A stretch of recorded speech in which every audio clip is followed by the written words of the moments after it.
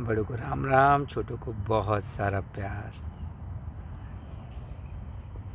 तो दोस्तों 3 जनवरी का दिन आज फिर मैं सुबह सुबह उस बुक को लेकर के इस नदी के किनारे आ गया पढ़ने के लिए।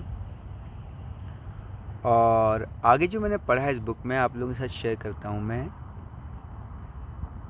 इसने बात करी, देखो हम कल बात कर रहे थे एनलाइटमेंट की, तो इस एनलाइटमेंट के प्रोसेस में ही इसने बात करी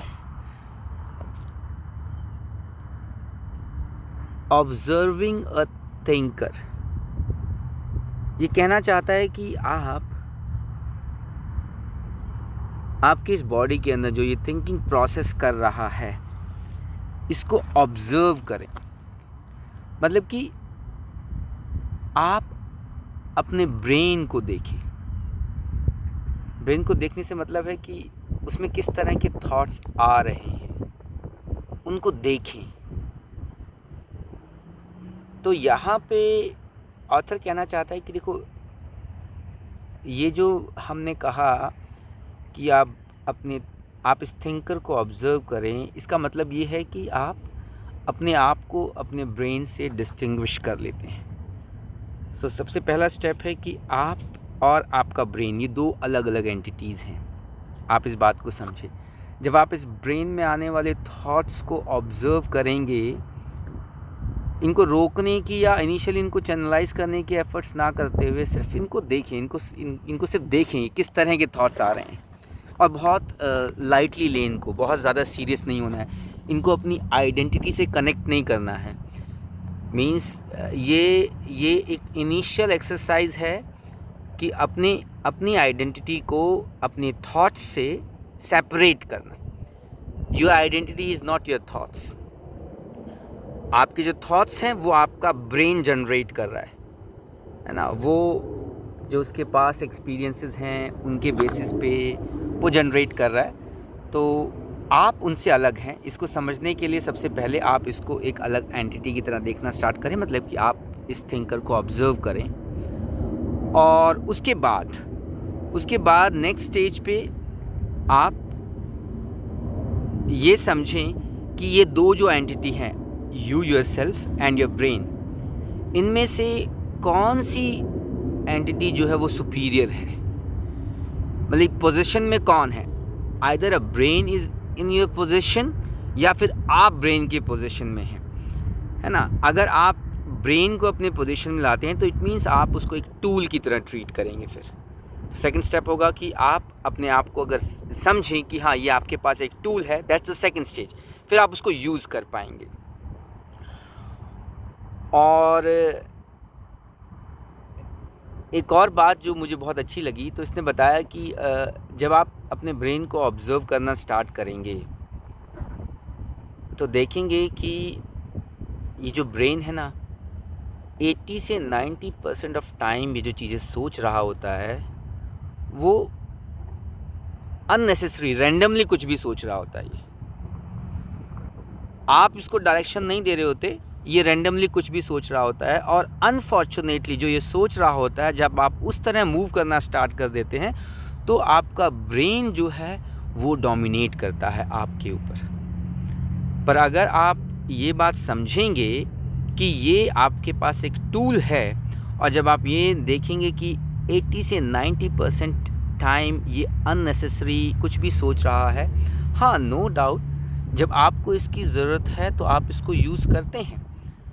बट वो आप इसको यूज़ कर रहे हैं वो नॉर्मली सिर्फ 10% से 20% टाइम ही ऐसा हो रहा है कि आप इसको यूज़ कर रहे हैं। तो बाकी का जो 80% है वो एक तरह से आपकी एनर्जी को ड्रेन कर रहा है। आपका बहुत इम्पॉर्टेंट रिसोर्स जो है वो कहीं ना कहीं रैंडमली जा रहा है, वेस्ट हो रहा है। तब आपको ये रियलाइज़ होगा। तो सबसे पहला स्टेप तो कि हम इस थिंकर को ऑब्जर्व करें, हम देखें कि कैसे ब्रेन हमसे अलग है। उसके बाद हमारे एफर्ट्स होने चाहिए कि किस तरह से ये जो एनर्जी ड्रेन हो रही है इसको कैसे इसको रोका जाए, ताकि इस एनर्जी को हम अपने अकॉर्डिंग यूज़ कर पाएँ। तो इसके लिए इसने एक बात कही कि स्विच ऑफ मोड, आपको अपना ब्रेन स्विच ऑफ करना है। एक ऐसी स्टेज जहाँ पे आप अपने ब्रेन को स्विच ऑफ कर पाएँ, मतलब कि आप एक ऐसी स्टेज, एक ऐसे सिनेरियो में रह पाएँ, एक ऐसे प्रेजेंस में रह पाएँ जहाँ पे आपका दिमाग कुछ भी नहीं सोच रहा। तो हालांकि ये बड़ा, इट्स नॉट ईजी, इसने खुद भी बताया कि ये आसान नहीं है, it take lot of efforts. Initially ऐसा होगा कि आप कुछ सेकंड्स के लिए अपने ब्रेन को स्विच ऑफ कर पाएंगे, मींस आप कंप्लीटली उस मोमेंट में होंगे, है ना। जैसे नदी किनारे बैठे हैं या जैसे मैं अभी बैठा हूँ यहाँ पे, तो completely in this moment only. I am not thinking about कि इसके बाद क्या होना है, आई एम नॉट थिंकिंग अबाउट इससे पहले क्या हुआ था, मैं कैसे यहाँ पहुँचा हूँ, कोई थॉट नहीं। बस इस पानी को बहते हुए देख रहे हैं, है, नदी में मछलियाँ देख रहे हैं, कछुए देख रहे हैं, सिर्फ completely in this moment. Brain को स्विच ऑफ करें, ब्रेन को स्विच ऑफ करें। तो ये मुझे ये आइडिया बहुत ही अमेजिंग आइडिया लगा मुझे ये, कि हाँ अरे ऐसा भी क्या वाकई में ब्रेन को स्विच ऑफ किया जा सकता है। मैं आपको बताता हूँ, मैंने लाइफ में ऐसा एक्सपीरियंस किया।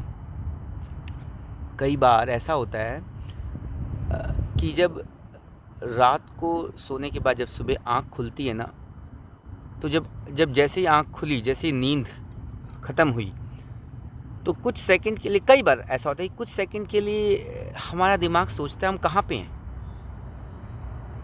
क्या मैं अमेरिका में हूँ या फिर मैं सोनीपत में ओमेक्स में हूँ। तो जब ये दिमाग सोचता है ना, तब रियलाइज़ होता है कि यार कितनी साउंड स्लीप रही, मतलब कि भूल गया सब कुछ, वाकई में दिमाग स्विच ऑफ हुआ। ऐसा हमेशा नहीं होता है ना, ऐसा बहुत कम होता है ना। तो ये जो फीलिंग है, हाँ, ब्रेन स्विच ऑफ करने वाला, I think it is very much related to that also. मुझे I am not sure about it, है ना, मुझे कंफर्म नहीं है कि ऐसा ही है, बट मुझे लगता है कि वो फीलिंग भी ऐसी ही होती है, क्योंकि वो फीलिंग भी बड़ी ही रिफ़्रेशिंग सी लगती है। और वाकई में ऐसा फील होता है कि कितना एनर्जाइज हो गए था दिमाग ने कितना रेस्ट किया है, वाकई में दिमाग स्विच ऑफ था, है ना। कई बार किसी दोस्त के साथ बैठ करके कुछ कोई ऐसा अच्छा ड्रिंक पी लिया, और ऐसा मैंने तब एक्सपीरियंस किया है ना, जब कोई अच्छा ऐसा अल्कोहल पी लिया कि हाँ वाकई में दिमाग बिल्कुल स्विच ऑफ हो गया, सब भूल जाता है, सोते ही पता नहीं चलता है, उठते हैं तो ये सोचते हैं कहाँ पे थे। और कई बार ऐसे भी नॉर्मली भी ऐसा हो जाता है लाइफ में।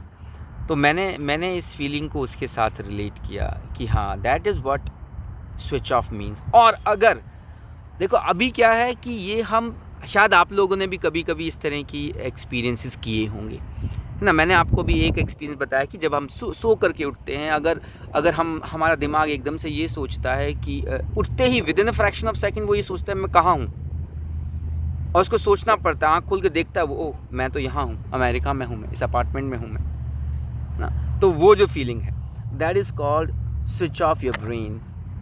और अगर ऐसा हमें करना आ जाए, है ना, व्हेनेवर वी वांट, हम उसको स्विच ऑफ अगर कर पाएँ, तो ये तो वाकई में कितना प्लेजेंट होगा, है ना।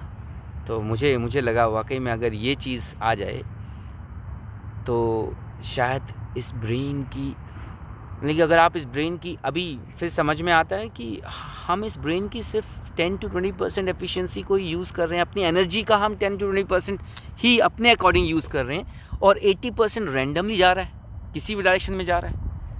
और अगर हमें ये टेक्निक आती है तो कहीं ना कहीं हम उस 80% को गेज कर पाएँ, ये मुझे लगा। चलिए, आप भी आगे पढ़ रहा हूँ मैं, और भी कुछ मिला तो आप लोगों के साथ शेयर करूँगा। तब तक के लिए गुड बाय।